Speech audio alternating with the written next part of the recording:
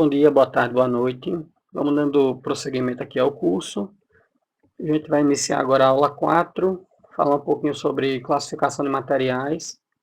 Essa aula eu considero ela muito importante, acho que talvez a mais importante aqui do curso. Ela faz um link entre a questão da gestão de compras, a gestão de estoque e o centro de distribuição. Então, o material, a gente precisa saber quem é o material. E aí, a partir disso, né, a gente consegue fazer funcionar todas as áreas da gestão de materiais, como eu já falei. Beleza? Então, vamos começar aqui. Após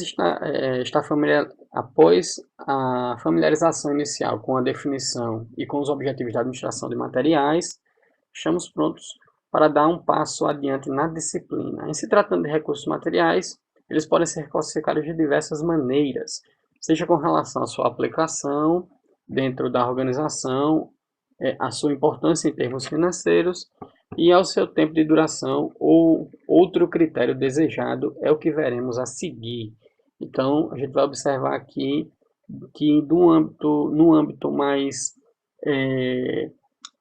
qualitativo, né, até as minúcias do material, a gente tem classificações diferentes que vão ajudar a gente na parte de gestão de estoque em todo o processo de gestão de materiais. Primeiro, né, o que é a classificação de materiais? Pessoal, é nada mais, nada menos do que o processo da gente juntar, da gente aglutinar esses materiais por características semelhantes, né? E por que a gente deve utilizar essa classificação? Porque no órgão público comum, a gente já teria uma infinidade de itens de materiais e uma dificuldade de uma maneira natural, para agrupar e para encontrar e racionalizar esses materiais. Avalie no Corpo de Bombeiros de uma forma geral, porque o Corpo de Bombeiros ele tem diversas áreas de atuação, diversas especialidades, né? Então a gente vai do APH para o mergulho, para salvamento em altura. Aí daqui a pouco a gente tem também salvamento terrestre, aí atividades envolvendo a parte do aéreo, aí tem também as atividades normais de escritório, de material de expediente.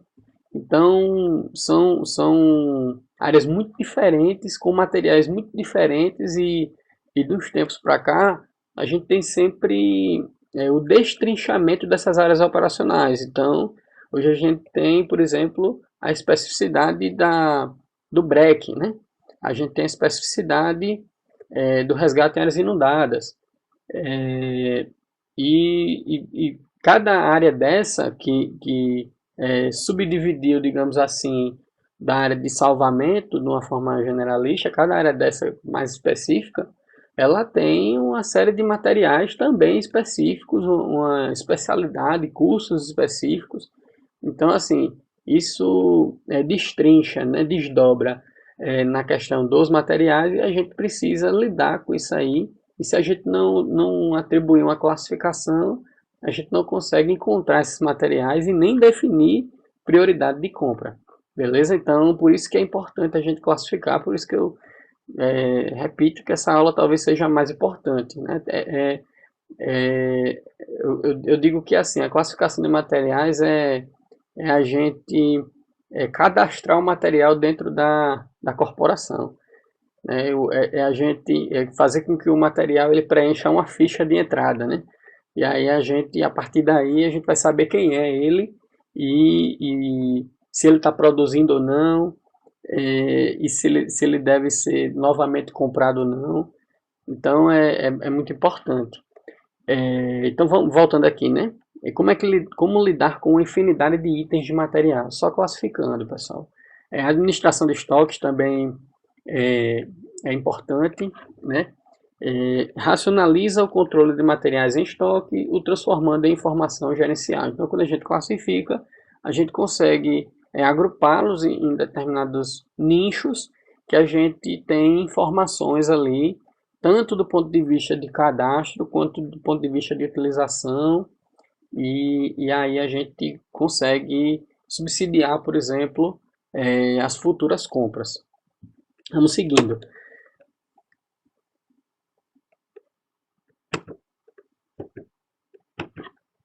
Então, a primeira coisa que a gente vai comentar sobre essa classificação são os atributos da classificação de materiais.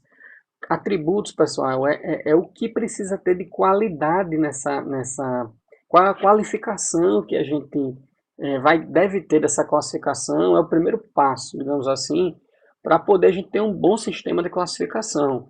Então, assim, são três os atributos. Primeiro, a abrangência, a gente vai comentar um pouco mais adiante, flexibilidade e praticidade. A abrangência é o seguinte: a classificação deve abordar uma série de características dos materiais, caracterizando-os de forma abrangente.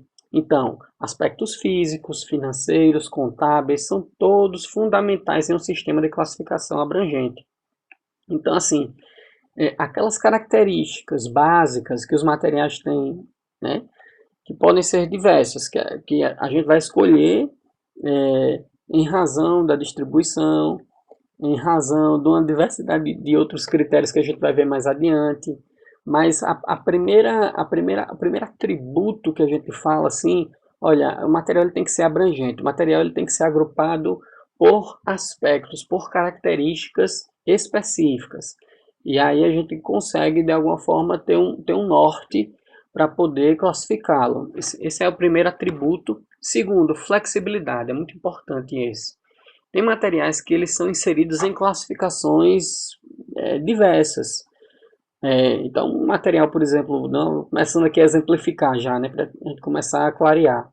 Então, a gente pega o álcool de APH, ele ao mesmo tempo que é um material de atendimento pré-hospitalar, material de consumo também, mas ele é um material crítico, é um material especial, um material que precisa de uma armazenagem diferente, porque ele é um material inflamável.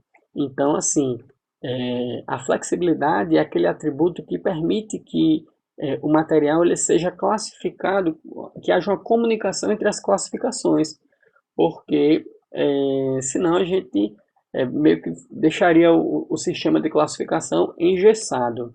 Então, aí, segundo Viana 2011, o sistema de classificação flexível é aquele que permite interfaces entre os diversos tipos de classificação, acabei de falar, de modo a obter uma visão ampla da gestão de estoques, enquanto a abrangência tem a ver com as características do material, a flexibilidade refere-se à comunicação entre os tipos de classificação, bem como a possibilidade de adaptar e melhorar o sistema de classificação sempre que desejável, tá bom?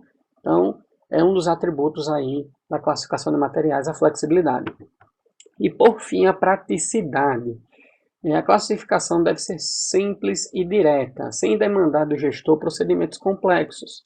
Ainda deve prover informações objetivas. Então, assim, a praticidade, pessoal, são aquelas características básicas que o material tem que ter para que a gente o encontre, para que de fato seja aqui colocou, né, seja objetivo ali aquela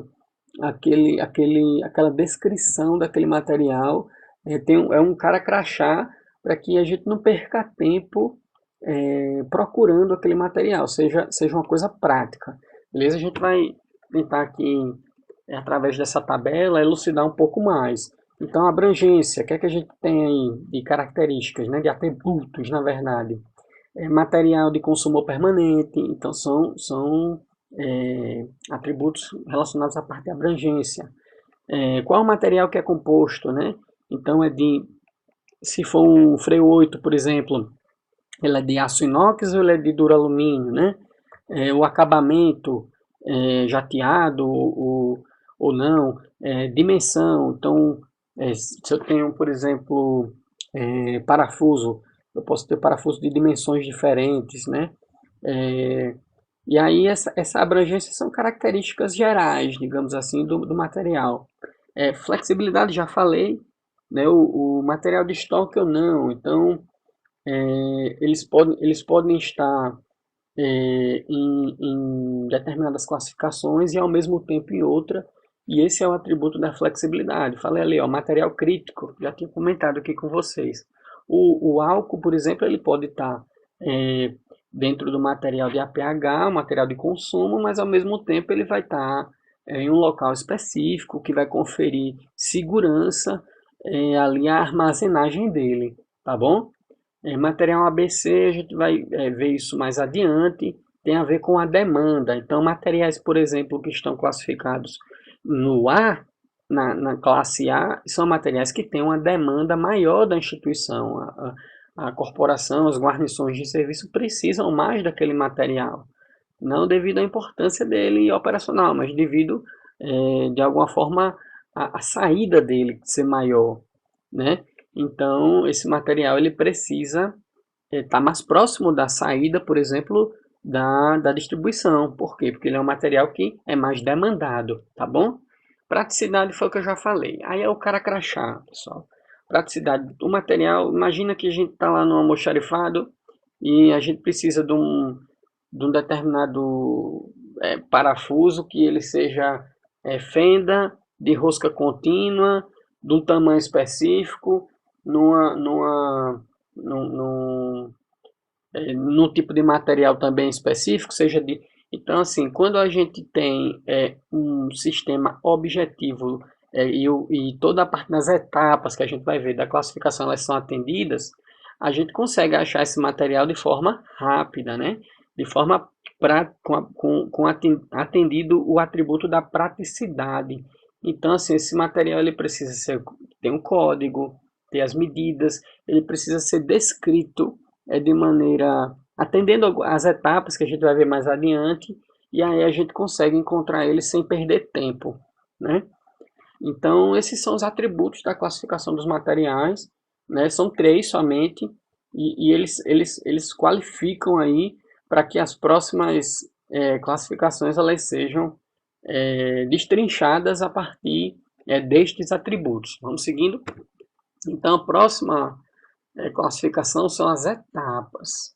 Além dos atributos de um sistema de classificação, há de se abordar as etapas ou princípios que regem a classificação de materiais conforme listados a seguir. E tem que ser, pessoal, exatamente nessa ordem, tá bom? São as etapas da classificação do material. Lembra que eu falei lá? Todo material que ele chega na corporação, ele deve passar por essas etapas, exatamente nessa ordem, tá? Então, assim, é como se fosse um preenchimento de ficha, é como se fosse um material fazendo um cara crachá. Olha, eu estou entrando aqui dentro do Corpo de Bombeiros e eu preciso passar aqui por um procedimento para que depois eu seja encontrado, para que depois eu seja avaliado e para saber se vão ter outros igual a mim que vão voltar aqui. Então, esse aqui é o primeiro passo. É como eu digo que a etapa de classificação ela é o cadastramento do material, beleza? Mas também não tem isso na apostila do ENAP, não. É uma visão minha, de opinião. Vamos seguindo. Então, o primeiro passo, que é a catalogação, como eu falei, ele é a parte generalista da etapa, né? Arrolamento de todos os itens de material existentes em estoque, permitindo uma ideia geral do conjunto. Então, se você tem aqui, pessoal, mosquetão, por exemplo, você tem mosquetão em D, tem mosquetão oval, tem mosquetão que ele é de alumínio, você tem mosquetão que ele é de aço, tem mosquetão que é de aço inox, tem mosquetão que é preto. Aqui, pessoal, na catalogação, você tem só mosquetão. Então, o detalhamento disso vai ser mais adiante. Mas, em princípio, o catálogo vai ter mosquetão, tá bom? E aí a gente não vai ter todo esse destrinchamento dentro dessa etapa, dessa fase inicial que é a catalogação. E em princípio, é uma ideia geral de conjunto, tá? A parte de catalogação. Aí vem a próxima etapa, que é a próxima fase da etapa, na verdade, que é a simplificação. E aí é onde a gente identifica isso que eu acabei de falar. Vamos lá. Redução da diversidade de itens de material em estoque que se destinam a um mesmo fim. Caso existam 2 itens de material que são empregados para a mesma finalidade, com o mesmo resultado, indiferentemente, opta-se pela inclusão de apenas um deles no catálogo de materiais. A simplificação é uma etapa que antecede a padronização. Pessoal, é o seguinte, então se eu tenho vários tipos de mosquetões, que eles são diferentes, mas que eles têm a mesma finalidade, com o mesmo resultado, a gente não precisa ter vários catálogos, beleza? É incluído apenas um deles no catálogo de materiais, a gente vai botar lá mosquetão e ponto final. Mas aí você vai dizer, capitão, e a gente não vai destrinchar isso mais adiante não? Vai ser assim mesmo? Não, pessoal. Em princípio, no catálogo, mosquetão. Mas aí a gente tem as demais fases da etapa da classificação. A gente primeiro simplifica, para depois a gente ter a parte da padronização e também parte da especificação e a gente vai ver também o código, né? E aí sim a gente vai ter as diferenças entre esses diversos tipos de mosquetão, digamos assim. Vamos lá. Ó, aqui a gente já começa a ter diferenças, né? Então, descrição minuciosa na etapa da identificação do material, possibilitando sua individualização em uma linguagem familiar ao mercado. Pessoal, é o seguinte, então lá antes a gente tinha uma visão de conjunto generalista. Aqui a gente começa a identificar o material de maneira individual e numa linguagem familiar ao mercado. Então, por exemplo, a gente tem aquele material que é o bloqueador, né, de corda, que ele serve para a gente fazer o sistema 3:1 reduzido em cordas de salvamento, para tracionamento de corda. Aquele material ele é chamado de Resquisander. Resquisander é uma marca da Petzl. E aí, assim, quando a gente vai fazer a identificação, a gente não coloca Resquisander, a gente coloca a linguagem do mercado, que é bloqueador. Beleza? Então, quando a gente vai para essa parte de identificação, a gente tanto descreve as características objetivas, ali de forma minuciosa do material, e assim, os nomes que tem lá, os nomes que são inseridos são o de mercado, e não aqueles que são falados de maneira popular dentro do âmbito da instituição, tá bom? Próxima etapa é a normalização. Essa é a mais importante do ponto de vista técnico, né? Então, tipo, aqueles materiais, todos os materiais de bombeiro, praticamente, eles têm ali as instituições que conferem segurança, que aquele material foi submetido a testes, que aquele material tem uma segurança mínima. Então, são as NFPAs da vida, a BNT, aí tem o CE, CA, deixa eu ver mais, tem o IAA, para materiais de salvamento em altura e de incêndio. Eles têm todas essas instituições que conferem ali normalização e a gente insere isso também na etapa da classificação, é uma delas que é a normalização, beleza? Aí a gente tem a padronização, que é a uniformização do emprego e do tipo do material, facilita o diálogo com o mercado, facilita o controle, permite a intercambiabilidade de sobressalentes ou demais materiais de consumo. Aqui, pessoal, a gente tem, por exemplo, se a gente a gente tem um determinado tipo de máscara que tem um insumo de um filtro que só tem ali padronização com aquele tipo de máscara. Então é nessa fase aqui que a gente consegue descrever que tipo existe uma compatibilidade entre aquele material, aquela máscara e o insumo, que é o cartucho daquela máscara para fins de respirar, que é da mesma marca, beleza?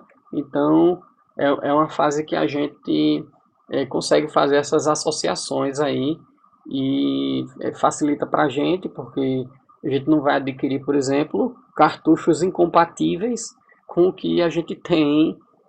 Não adianta a gente adquirir cartucho de máscara que é incompatível com a máscara que a gente já tinha feito o investimento, beleza? Mesma coisa, como se fosse a gente também, as ferramentas de veicular da Romatro, elas são compatíveis com a motobomba da Romatro. Então, se a gente precisa comprar alguns apetrechos relacionados ao desencarcerador Romatro, tem que haver compatibilidade e padronização, tá bom? Então, essa é uma etapa também que é importante para classificar o material. Por fim, é atribuído ali a codificação, né? Uma série de números e letras de cada item de material, de forma que essa informação compilada em um único código represente características do item. Cada item terá, assim, um único código, né? Então, assim, observe que no catálogo a gente colocava mosquetão e ponto final, mas quando a gente chega no final da classificação, no início a gente quer uma ideia mais generalista, mas no final, quando a gente observa os mosquetões a partir de padronização, de codificação e de características, que aqui a identificação, a gente vai ver que existem diversos tipos, mesmo sendo para a mesma finalidade, tá bom? Então essa é a etapa de classificação. A gente vai falar algumas peculiaridades para ficar mais claro aqui os objetivos dela e tudo mais. Então, dessa maneira, é através da classificação que os itens em estoque são agrupados segundo determinados critérios, sejam eles peso, forma, dimensão, tipo, uso. O resultado é a otimização dos controles de estoque, dos procedimentos de armazenagem e da operacionalização dos almoxarifados, locais de armazenagem dos itens de material na organização. Então, assim, pessoal, a partir do momento que a gente tem a etapa da classificação atendida, a gente consegue ali ter uma alimentação, informações para poder agrupar esses materiais e ser atendido ali a ideia geral da classificação, que é agrupar os materiais por características seguindo aqueles atributos lá, abrangência, flexibilidade e praticidade, tá bom? Vamos lá. Cabe a observação de que, na rotina operacional de uma organização, nem sempre todas as etapas da classificação de materiais serão necessárias. Ao adquirir um produto já padronizado, por exemplo, basta a sua especificação e posterior codificação. Então, se eu tenho um produto, pessoal, que ele já tem ali uma marca específica, a gente já sabe que ele é compatível com o desencarcerador Rolmatro, né? Então, basta a especificação e codificá-lo. Ele já está padronizado. Aí, capitão, então me dê um exemplo aí. Por exemplo, a gente pode criar padronizações. Vamos dizer que a gente tem a necessidade de padronizar a EPI de incêndio. E a EPI de incêndio ele é composto por bota, luva, capa e calça, balaclava e capacete, né, de combate a incêndio. Pessoal, é o seguinte, fora a capa e a calça, que geralmente a gente compra junto, todos os outros materiais a gente compra de maneira individual. Então eu posso ter uma capa e uma calça da SOS Sul, posso ter uma bota da Hércules e o capacete da Drager, certo? E a gente, como instituição, vai padronizar a EPI de incêndio, mas os produtos eles vão ser compatíveis, mesmo sendo de marcas diferentes, entendeu? Então, da mesma forma que a gente já tem produto padronizado, e aí só basta a gente especificar, beleza? A gente também tem produtos que, pelas características, pela questão técnica, ou seja, EPI de incêndio, a gente, por uma questão técnica, a gente precisa dizer o que compõe o EPI de incêndio. Aí a gente padroniza o que é um EPI de incêndio, e a gente, quando vai adquirindo, classificando esses materiais, eles vão sendo inseridos, mesmo tendo marcas diferentes, tá bom? Então, o contrário do que tem aqui escrito também acontece em razão de motivos técnicos, né? Motivos operacionais. Um exemplo disso é o EPI de incêndio, que pode ter materiais de diferentes marcas sendo ali padronizados como um EPI de incêndio, tá bom? E com compatibilidade, né? Por exemplo, a gente tem aquela bota da Hércules, aquele meio que pé duro amarelo, né? Que é mais, assim, convencional, tradicional, digamos assim. Mas agora a gente também tá com aquelas botas estilo coturno, né? Que também atende todas as características para o incêndio urbano, tá bom? Ambiente confinado. Outras peculiaridades. Ademais, deve-se ter em mente que o produto final da classificação de materiais, uma vez concluídas as etapas em tela, é um catálogo devidamente simplificado, a gente falou, né? A etapa praticamente inicial depois do catálogo, que é generalista, já é a simplificação, a especificada e codificada, apresentado, se for o caso, itens de material normalizados, né? Nem todo material ele deve ser normalizado, tem materiais que não tem necessidade, tá bom? E padronizados, tá bom? Aí assim, tal produto passa a ser uma das principais ferramentas de trabalho nas compras públicas, consubstanciando-se com uma espécie de memória técnica vigente dos itens de materiais passíveis de aquisição pelo órgão ou entidade pública. Pessoal, esse trabalho da classificação que a gente está falando aqui, do cara crachá, do cadastramento desse material, passando por essas etapas, ele vai gerar um catálogo que vai subsidiar a gestão de compras, certo? Então, assim, o desdobramento disso, que é o trabalho da gestão de estoque, dizer quanto falta, quando vai faltar e o que está faltando, tem que ter início aqui, nessa classificação. Então, assim, no âmbito da administração pública, existe um catálogo público, que é o CATMAT, tá? No site da gestão de compras públicas, a gente tem lá esse catálogo disponível e a gente faz essa pesquisa e ele atende exatamente esses princípios aqui da apostila da ENAP, que é o que a gente está se baseando aqui no nosso curso de administração. São essas as etapas que são cumpridas e eu coloquei aqui o sítio eletrônico para, caso vocês tenham curiosidade, vocês pesquisarem lá, tá? E então, assim, inclusive materiais que, por exemplo, a corporação teria interesse e eles não estão catalogados lá na compras públicas, no CATMAT, a gente pode inserir esses materiais, entendeu? É importante, na verdade, que a gente inserisse esses materiais. E aí vai um grande gargalo aqui da nossa corporação. A gente tem um setor, a gente já viu isso na primeira aula, né? A gente tem um setor do saque, que funciona muito bem a parte de gerenciamento de compras. A gente tem o setor do patrimônio, que também conduz a parte dos recursos patrimoniais, a gente já sabe a diferença, né? A gente já viu isso. Mas, assim, a parte de gestão de estoque, a parte do centro de distribuição é feito pelo almoxarifado, mas de alguma forma não está subsidiado pela gestão de estoque, porque a gente não tem esse setor dentro da corporação, né? Essa parte de classificação, essa parte de tudo que a gente está conversando aqui, não existe um setor específico que faça frente a essa demanda. Então, na verdade, a parte de gestão de compras, eles têm um esforço hercúleo para poder, dentro dos instrumentos de planejamento, que a gente já viu lá no ciclo de compras, poderem produzir as informações que a gestão de estoque, ela, por não ter esse setor dentro do CBMAL, ela tem essa lacuna, e aí a gente vai caminhando, e aí assim, ainda algo que a gente precisa aperfeiçoar, a parte de gestão de estoque dentro da corporação. Beleza? Vamos seguindo. Então, superado, pessoal, essa parte das etapas, né? A gente falou sobre os atributos, que são as qualidades, aí tem a parte das etapas, que são também chamadas de princípios, e aí a gente vai para os tipos agora.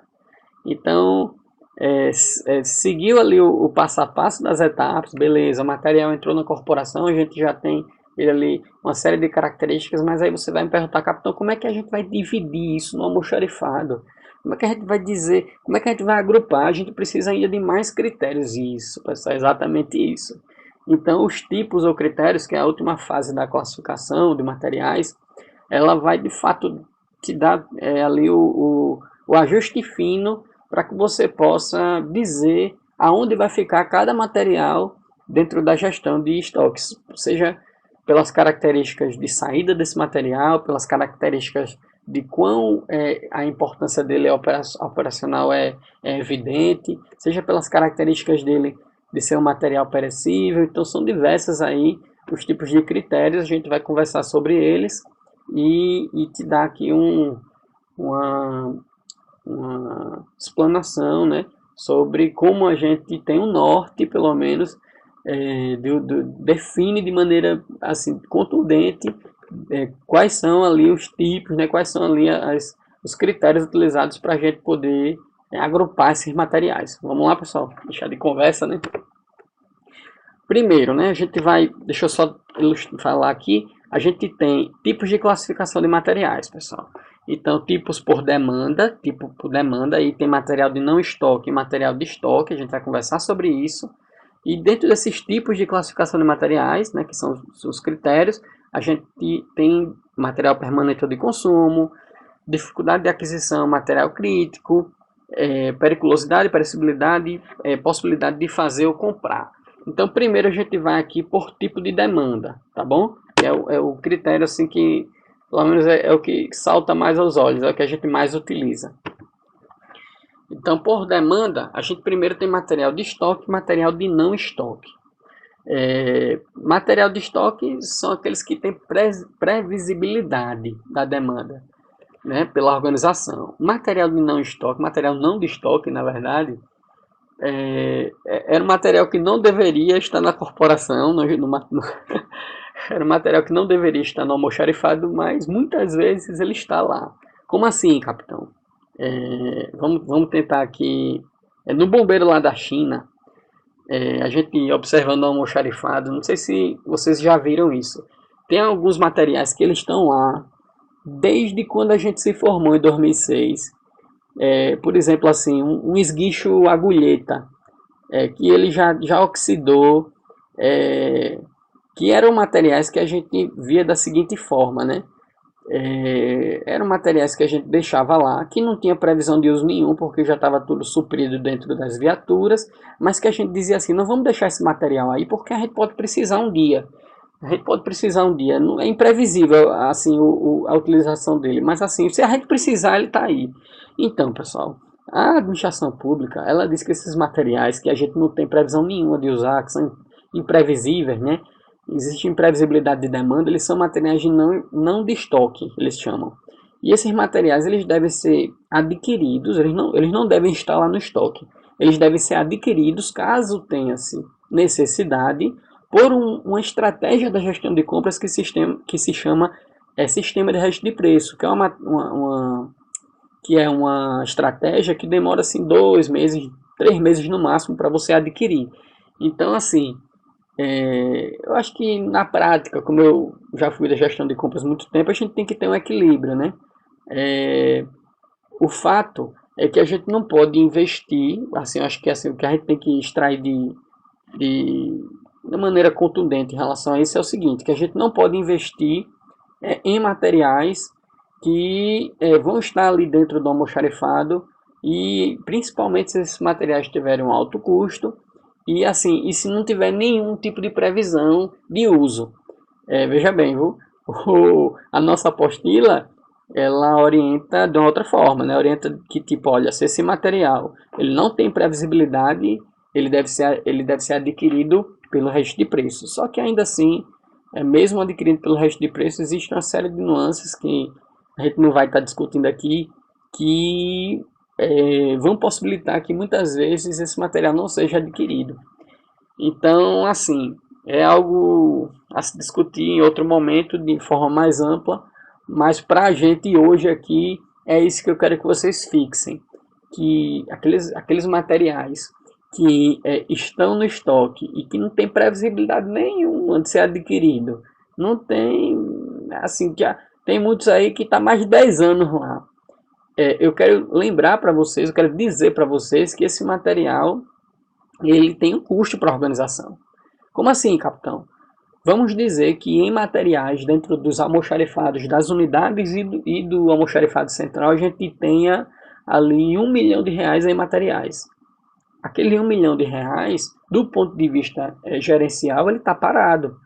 E ele não está dentro das viaturas, ele não está atendendo a população, não está sendo produtivo. Então, se a gente, por exemplo, puder reduzir esse material para que uma boa parte deles seja canalizado para materiais que possam ser utilizados de fato nas viaturas, estou dando exemplo aqui, tá, pessoal? Não tô, é hipotético, não estou dizendo que está acontecendo isso, até porque nem sei como, nem conheço de fato a gestão do almoxarifado, mas estou dando o exemplo que se existe um valor pecuniário mobilizado ou imobilizado dentro das nossas dos nossos centros de distribuição, isso gera um custo, tá bom?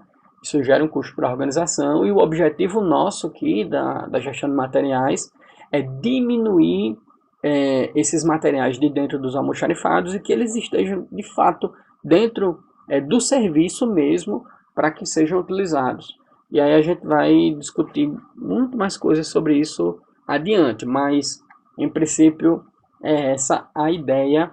E aí tem essa diferenciação de materiais de estoque e materiais não de estoque. Vamos seguindo. Aí aqui a gente traz um outro fluxograma. Materiais não de estoque, materiais, a classificação de tipo quanto à demanda. E aí materiais de estoque, que é o que a gente vai discutir aqui, beleza?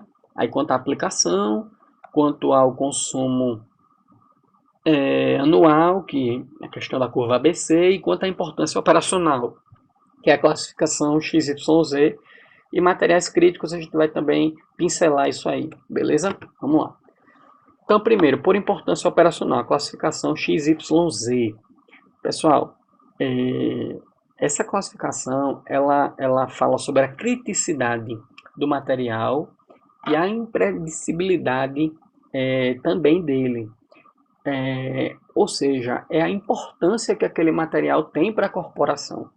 Vamos ver aqui o que é que esse quadro informa para a gente. A classe X são materiais de baixa criticidade, cuja falta não implica paralisações na produção nem riscos à segurança pessoal, ambiental e patrimonial. Ainda há facilidade de sua obtenção no mercado, tem um aspecto também de mercado. Seguinte, por exemplo, pessoal, vamos dizer que na nossa caixa de ferramenta, na viatura de salvamento, está faltando uma ferramenta, ou está faltando uma chave tipo fenda.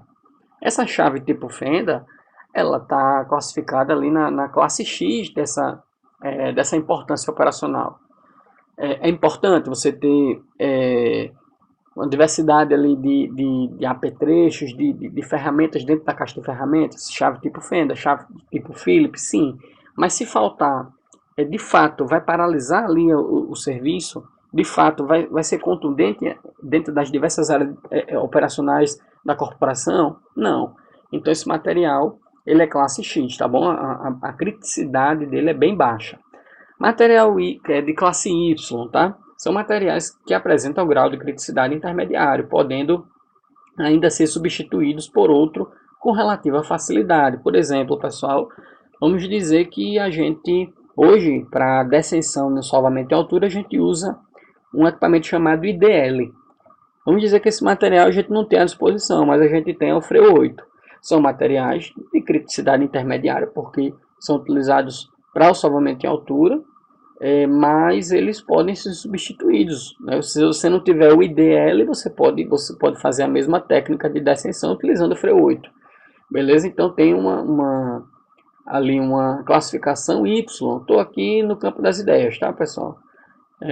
E a classe Z? Então são materiais com máxima criticidade, não podendo ser substituídos por outros equivalentes em tempo hábil, sem acarretar prejuízos significativos. A falta desse material provoca a paralisação do serviço ou coloca em risco as pessoas, o ambiente ou o patrimônio da empresa. Pessoal, é o seguinte, por exemplo, se a gente tiver uma ocorrência de incêndio, o EPI de incêndio, ele é um material de alta importância operacional. Você não pode atender um incêndio de residência, um incêndio de estabelecimento comercial, sem o EPI de incêndio. Então, esse material, dentro dessa classificação, ele é Z. Por quê? Porque ele tem uma alta importância operacional. Quer ver outro? Luva de APH. Luva de APH é um material de alta importância operacional. Se faltar, fica comprometida ali a segurança do atendimento pré-hospitalar, contaminação com sangue. Então, assim, não pode, ele é um material de classe Z, porque a importância operacional dele é grande, tá bom? Então, esse tipo de classificação, ele é muito importante, inclusive do ponto de vista de gestão de estoque. Por exemplo, o material que ele é classe Z, né, pela importância operacional dele, muitas vezes é prudente que ele esteja ali perto da saída do almoxarifado. Por quê? Porque ele é um material que ele deve ser distribuído, muitas vezes ele não tem muita demanda, que aí já é um outro critério que a gente vai ver, ele não tem muita demanda, mas ele é um material que ele é altamente estratégico, ele é um material de muita criticidade, então a gente não pode perder muito tempo procurando ele, digamos assim. Ele é um material que tem que estar ali dentro das prioridades da corporação, tanto do ponto de vista de gestão de estoque, mas principalmente do ponto de vista da gestão de compras, tá bom?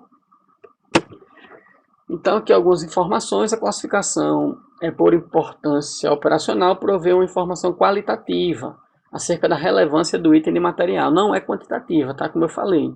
Então, eu não estou querendo saber se pega muita luva de procedimento. Não quero saber isso.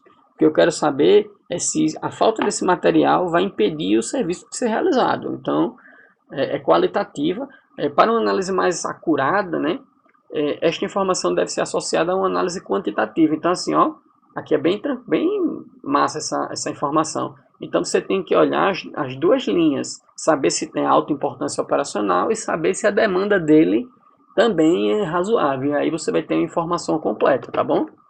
Em termos de impacto financeiro do material, também é a questão da demanda, né? A gente vai falar um pouquinho sobre a análise da classificação ABC. Os materiais inseridos na classe Z são também conhecidos como por materiais críticos. Amplia o conceito de materiais críticos. Lembra que eu falei que ia falar um pouquinho? Então, muitas vezes a classificação da importância operacional que a gente está falando aqui não é exatamente material crítico, tá?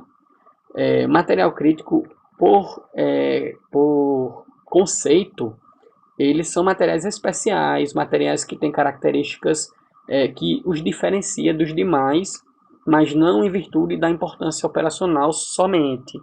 Mas, assim, por exemplo, o álcool, como eu falei, ele é um material considerado crítico porque ele tem uma característica de armazenagem, de inflamabilidade, que merece uma atenção diferente. Então, ele é um material crítico. Então, assim, pessoal, o motivo, a importância operacional é uma dos fatores, dos motivos para que o material seja considerado crítico, tá? Mas o conceito de material crítico ele é mais amplo, é, até coloquei aqui, né? Por motivos de segurança também o material pode ser considerado crítico.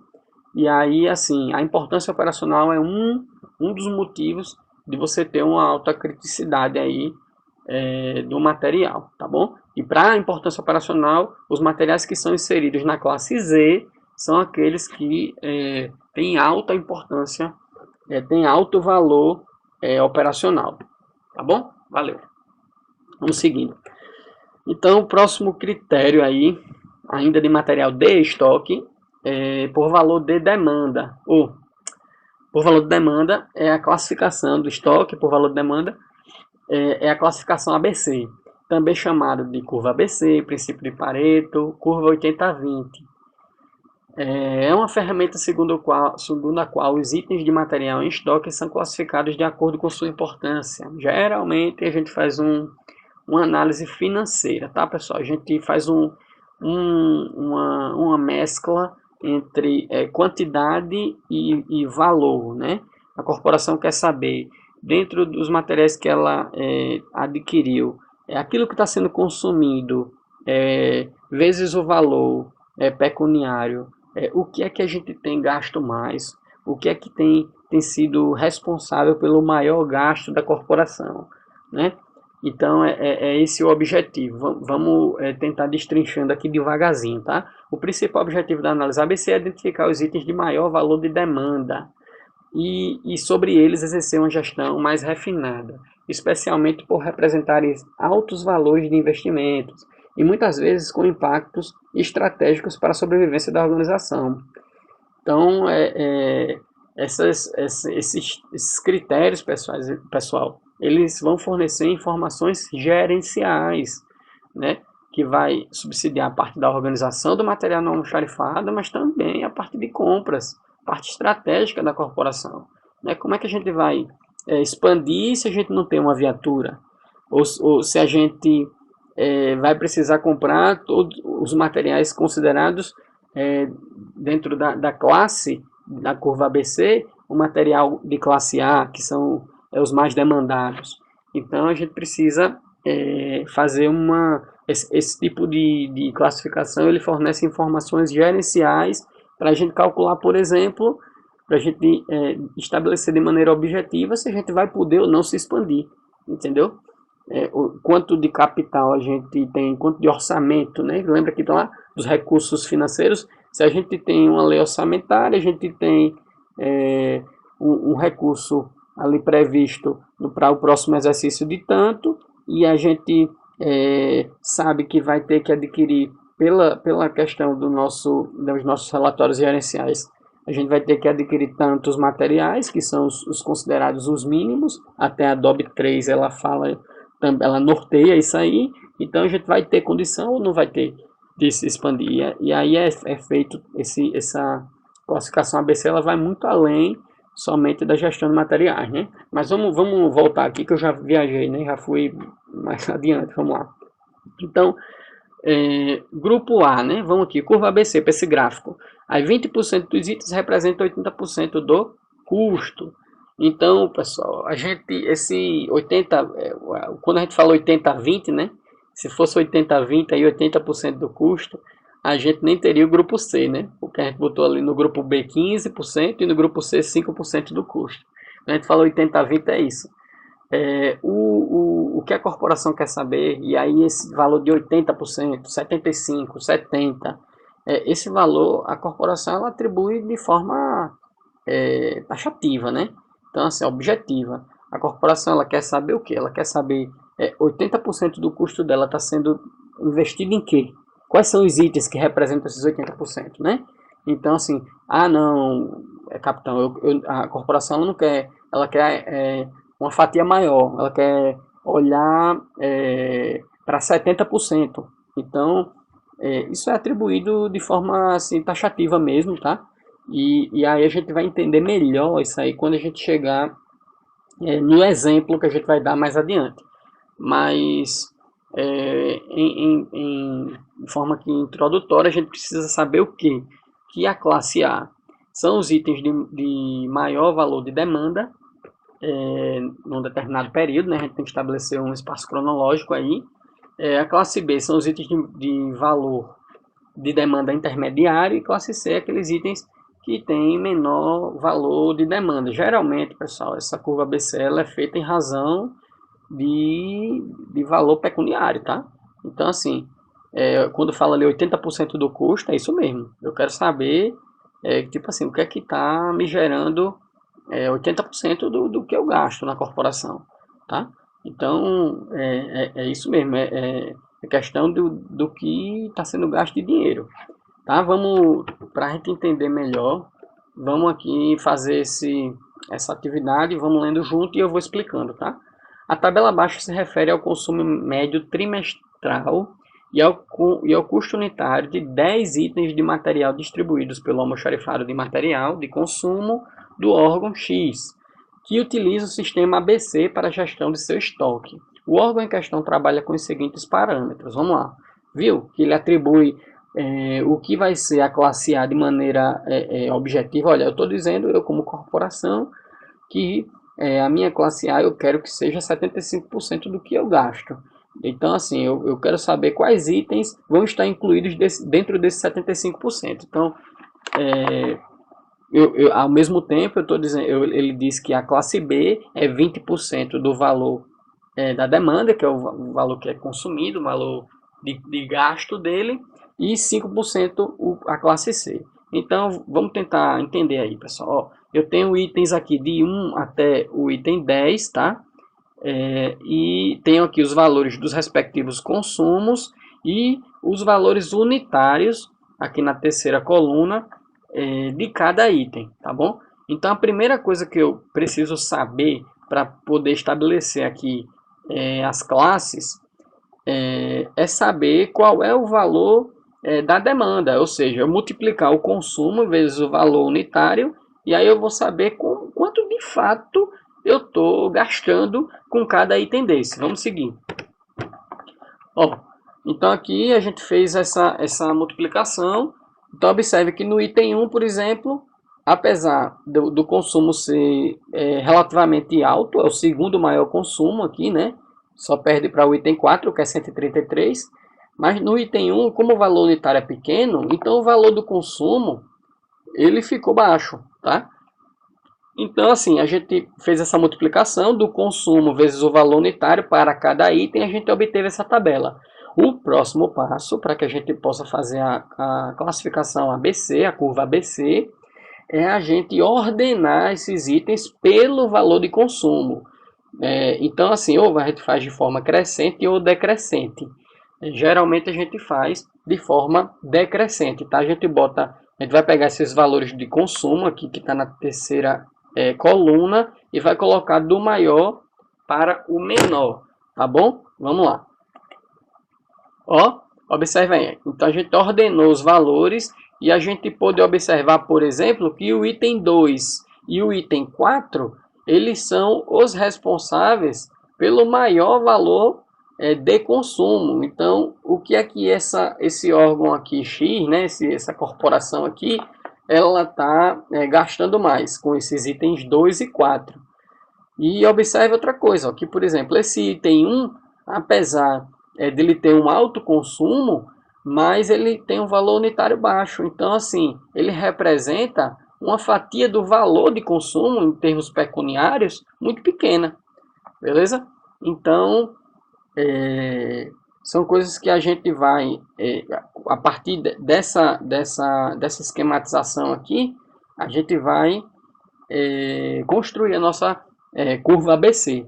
Uma outra importante fator aqui que eu quero deixar claro para vocês, ó, somado os valores de consumo vezes os valores unitários, você deu um valor total aqui de 402 mil. Então, muitas vezes a gente não tem essa noção, né? Eu já estava falando isso lá anteriormente. Esses valores, essa tabela aqui é valor do que foi consumido, né? Mas imagina a quantidade de material que tem no almoxarifado e que não é consumido, né? E multiplique pelo valor unitário e faça um espelhamento, uma tabela dessa aqui com o valor de consumo.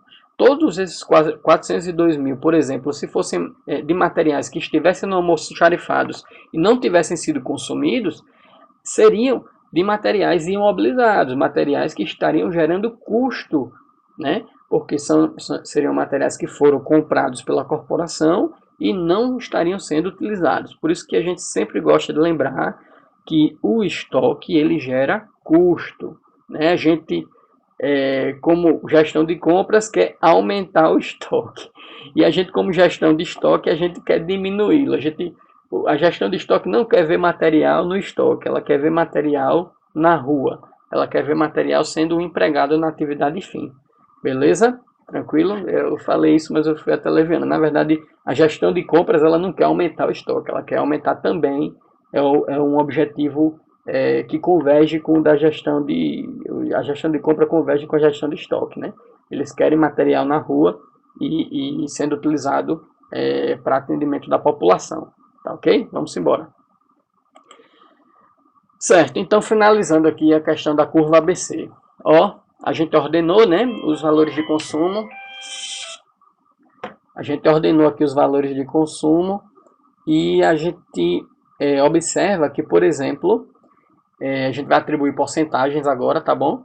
E aí a gente observa que os itens 2 e 9 a gente ordenou de propósito, tá? Por valor de consumo e decrescente também. O valor de consumo, ele se somado o item 2 e o item 9, aqui ó, no valor acumulado, a quinta coluna, você vai ver que está 74,93%. Lembra lá que a gente atribuiu a classe A de forma baixa, a gente a gente mesmo, né, disse, a própria corporação X disse que o valor que ela queria para a classe A era de 75%. Então aqui a gente pega o valor mais próximo. Então, somando-se o item 2 com o item 9, a gente observa que dá um acumulado de 74,93%. Olha aqui embaixo, pessoal. O item 2 e 9 somados-se dá 74,93%. Então, o que quer dizer isso?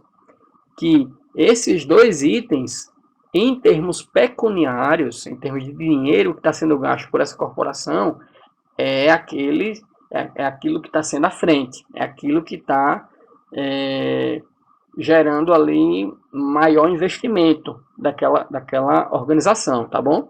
Aí ele quer agora 15%. O que corresponde a 15%? Então a gente elimina o item 2 e o item 9 e a gente pega exatamente os próximos, a gente começa a somar os próximos itens até corresponder ao valor de 15%. E aí, 15 não, 20, desculpa. E aí a gente soma o item 3, o item 4 e o item 7, e somando-se esses três itens, né, o item 3, o 4 e o 7, se a gente observar que essas porcentagens, vai ser o valor mais próximo, que vai chegar aqui a 19,67%, ou seja, o valor mais próximo a 20%, que foi o que a gente estabeleceu lá no início da pergunta, né, da questão. E aí, esses itens, eles correspondem a um custo ali intermediário, a um valor de consumo intermediário que aquela organização está tendo. Beleza? Então, aí eles foram classificados como classe B. E a classe C e última, observem, essa maior quantidade de itens, que é o item 10, o 6, o 5, o 1 e o 8, todos esses itens aqui somados em termos de valor de consumo, eles vão dar aqui 5,4%, e aí eles vão corresponder aqui, pessoal, à classe C, tá bom? E aí eu queria fazer algumas observações. A primeira observação que eu queria fazer é que, por exemplo, observem aqui, esse item 8, que ele tem uma quantidade aqui de consumo de 84, ele poderia ser, por exemplo, uma luva de procedimento, que ele está sendo consumido aqui em segundo lugar dentro desses itens do almoxarifado, mas ele tem um valor pecuniário bem baixo. Então, observe, por que a gente tem que olhar a curva ABC e o critério XYZ? Porque se a gente for olhar só para a curva ABC, o valor de consumo dele e porcentagem, por exemplo, corresponde a 0,3%. Então, assim, ele seria um material que ele não está sendo muito demandado em termos de valor de consumo, porque ele tem um valor unitário bem baixo, apesar de ter um consumo alto. O consumo dele é de 84, mas o valor unitário é baixo, 14,36, então o valor de consumo foi o menor dentro dos itens. Então, assim, a luva de procedimento aqui, ela poderia passar batida como um material importante. Mas, como a gente sempre mescla a curva ABC com o critério XYZ, no critério XYZ, a luva de procedimento estaria incluído no Z, que é um material extremamente importante do ponto de vista da importância operacional. Um material que, se faltar, compromete a questão da segurança da ocorrência, do militar envolvido na ocorrência. Beleza? Então aqui eu achei bem importante e ilustrativo a gente trazer aqui essa questão da curva ABC, porque ela faz um relatório gerencial para o gestor de quais são os materiais que, mesclando consumo vezes o valor unitário, ou seja, dando o valor do consumo, vai dizer para o gestor no que é que ele está gastando mais dinheiro dentro da corporação. Beleza? E também vai dar informação para o almoxarifado, trazendo agora para a realidade da gestão do estoque, de qual material ele vai estar saindo mais dentro do valor que ele tem, do maior valor que ele tem. Tá bom? Vamos caminhando. Então, superado essa questão da curva ABC, a gente vai para outros critérios, que para finalizar essa parte de material de estoque, que é o por aplicação na organização. Aí a gente trouxe 4 né, tipos de aplicação. O material ele pode ser matéria-prima, que é aquele material que vai servir de insumo ali para produzir um determinado produto final. Material que você adquire ele como material de produto intermediário, ele já vem pronto, e também, mas para ser inserido dentro do produto final, e o produto final propriamente dito, tá? E aí, assim, a ideia aqui dentro da administração, né, dentro desse critério, era se a organização ela produzisse algum tipo de material, não é o foco, né? As organizações públicas elas têm o objetivo final de prestar um serviço e não de produzir um produto acabado, né? Então, o único material por aplicação que a gente teria aí na organização é esse material auxiliar, que ele é utilizado não no processo de fabricação, mas no processo do serviço, né? Então, todo material que a gente tem dentro da organização, ele é material auxiliar, tá, pessoal? Que são materiais, todo material que eu digo assim, é de estoque, né? Ele é de material auxiliar, porque ele é utilizado para fins de prestação do serviço da corporação. A gente não produz um produto final nem acabado, tá? E aqui tem essa explicação exatamente que eu falei. Em órgãos públicos, com raras exceções, o objetivo final é a prestação de um serviço. Assim, tendo em vista que usualmente não contemplam processos produtivos, o tipo de material mais comum no setor público é um material auxiliar, material de expediente, de informática, de limpeza e também, no caso da gente, Corpo de Bombeiros, materiais operacionais, tá bom? Vamos embora. Então a gente supera aqui, ó, pessoal, a gente falou sobre tipo de classificação por tipo de demanda. E aí a gente supera aqui material de não estoque, a gente comentou. Material de estoque tem 3 classificações. Quanto à aplicação, a gente acabou de falar.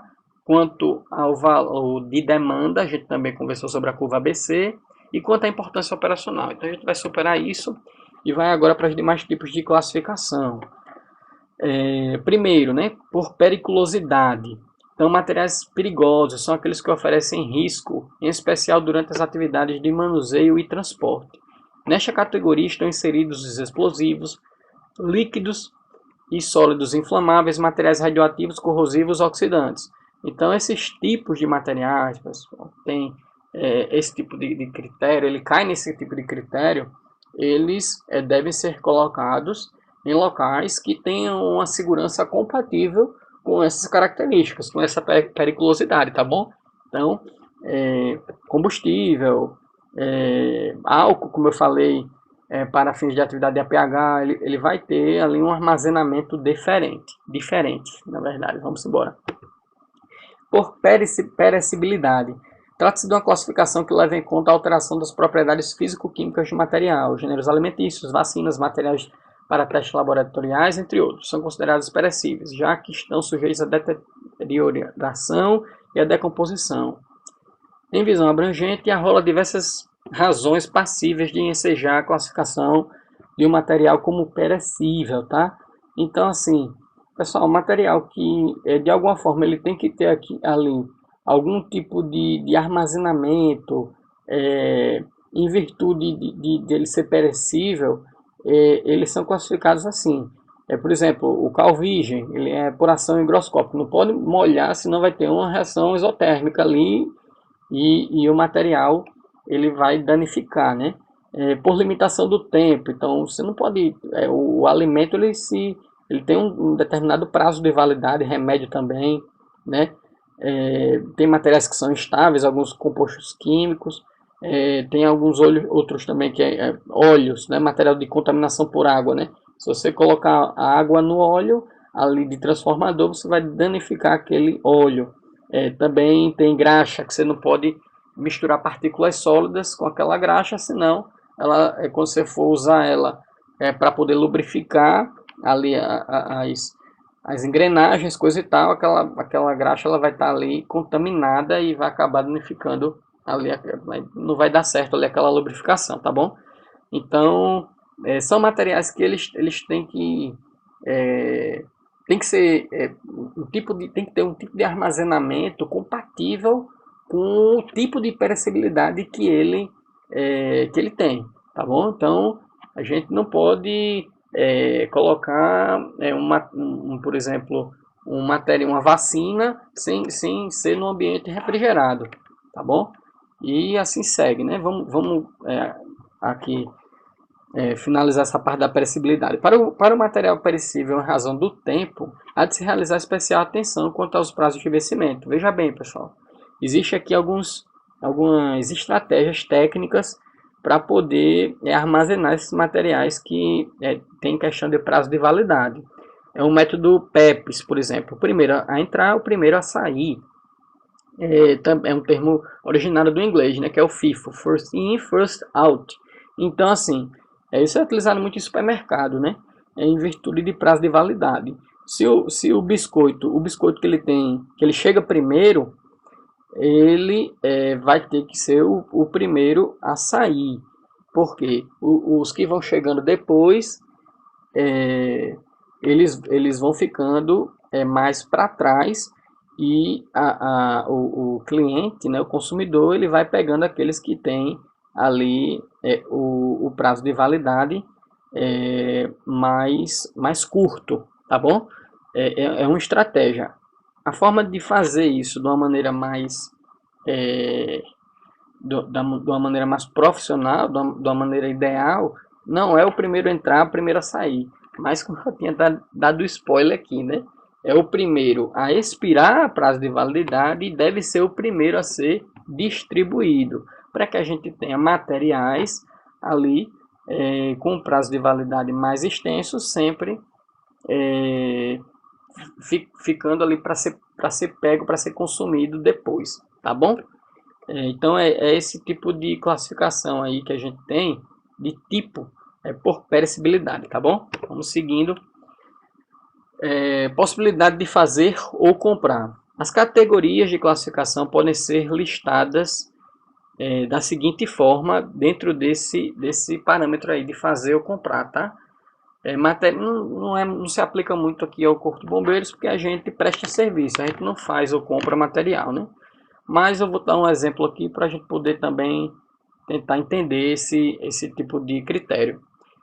Materiais a serem produzidos internamente, materiais a serem adquiridos, materiais a serem recondicionados, materiais a serem produzidos ou adquiridos. Vamos embora. Então, assim, a gente tem dois pontos, duas formas de enxergar essa estratégia. A verticalização e a horizontalização, pessoal. É o seguinte, o agente pega e produz os próprios materiais, ou a gente terceiriza, tá? Vamos para cá. A estratégia da verticalização é uma estratégia dada mais a empresas mais velhas, digamos assim. É uma estratégia que ela não é tanto utilizada pela administração moderna. Por quê? Porque ela requer para que você possa produzir ou tentar produzir internamente o que você puder, você precisa de uma estrutura maior. E hoje a gente o desejado na administração moderna é que você tenha uma estrutura mínima, tá? Vamos tentar fazer um link aqui com o SINF, por exemplo. O SINF, antigamente o CTI, né? Nosso, ele tinha uma estrutura maior, produzia os próprios sistemas, tudo mais, e hoje a gente ainda tem uma estrutura razoável, mas antigamente era bem maior.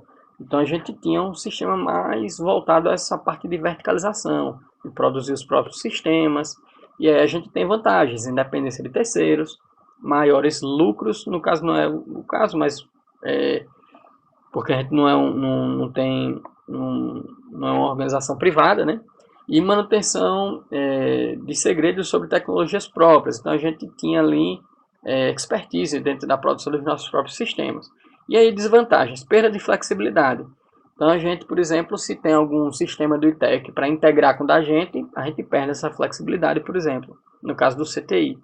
E maior investimento, claro, a gente precisa ali tanto de mais pessoas envolvidas com isso, uma maior quantidade de capital intelectual de recurso humano para poder estar envolvido com essa missão. Então, essa aí a pegada da verticalização. Horizontalização não, você terceiriza, né, o máximo de atividades. Por exemplo, hoje o CTI ele tem o contrato de uma empresa que é responsável por, orientado, claro, pelo próprio SINF, né, pelo próprio CTI, mas de ali estar confeccionando, realizando, elaborando uma diversidade de processos que a corporação precisa. Então, garante flexibilidade à empresa, então assim, a empresa consegue focar na atividade fim dela, é uma ideia também importante. Menores custos, né, porque a empresa ela não vai estar focada, por exemplo, nessa atividade meio, ela vai de fato ali estar na atividade fim. E aí, assim, desvantagens, perda do controle tecnológico, que o terceiro é que vai estar fazendo isso, dependência de terceiros, e no caso não se aplica a gente aqui em menores lucros. Então tem essa pegada aí de verticalização e horizontalização, tá bom? Na questão de a gente poder fazer, possibilidade de fazer ou comprar, é aquela questão de terceirizar ou a gente mesmo fazer. E aí eu trouxe esse exemplo do SINF para poder ficar mais claro. E para a gente finalizar aqui a nossa aula, a gente tem também o critério do material permanente de consumo. Vamos lá, isso aqui é balizado pela Portaria do Tesouro Nacional, pessoal, 448 de 2002, tá? Esse conceito aí. Material de consumo é aquele que, em razão de seu uso corrente, perde normalmente sua identidade física ou tem sua utilização limitada a 2 anos. Durou 2 anos, material de consumo, tá? Material permanente é aquele que, em razão do seu uso corrente, não perde sua identidade física, mesmo quando incorporado a outro bem, e apresenta uma durabilidade superior a 2 anos. Então, durou mais de 2 anos, é considerado material permanente. Capitão, só são esses os critérios? Não, tem o artigo 3º aí da portaria, ele traz essa tipo também de classificação para a gente bater o martelo, digamos assim. Então, na classificação das despesas serão adotados os seguintes parâmetros excludentes para identificação do material permanente. Então, assim, se tiver essas características dentro desses argumentos, ele é excludente de ser um material permanente, tá bom? Quais são, capitão? Por exemplo, quando a gente vai para o item durabilidade, quando o material em uso normal perde ou tem reduzidas as suas condições de funcionamento no prazo máximo de 2 anos. Então, se ali o uso normal do material ele é reduzido, né, ou não tem condição no prazo de 2 anos, por mais que o material ele esteja ali intacto, digamos assim, ele exista, mas no item durabilidade ele ficou comprometido, então ele não é um material permanente, tá bom? Aí fragilidade, cuja estrutura esteja sujeita a modificação por ser quebradiço ou deformável, caracterizando-se pela irrecuperabilidade ou perda de sua identidade. Então, se o material ali ele é um tanto quanto frágil, né, sujeito ali a quebrar ou se deformar de uma maneira ali bem ali frequente, aquele material ele não vai ser permanente, tá bom? E aí, da mesma forma, os demais itens que tem aqui citado no artigo 3º. Perecibilidade, incorporabilidade e transformabilidade, tá bom? Então, são características ali que são também observadas para bater o martelo ali e dizer que aquele material ele vai ser permanente ou não, e é lastreado aí pela portaria 408 de 2002 do Tesouro Nacional. E aí a gente também tem esse critério para poder otimizar ali a gestão dentro do almoxarifado e poder também subsidiar o gerenciamento de compras, tá bom? Aqui então a gente encerra essa parte de tipo de classificação, a gente só relembrando que a gente falou sobre os atributos, que são as qualidades, a gente falou também sobre as etapas, e a gente encerra aqui falando um pouquinho também sobre a classificação, tá bom? Vamos embora, ainda a gente vai falar um pouquinho sobre recurso patrimonial e dar uma pincelada sobre gestão de estoque, vamos seguir.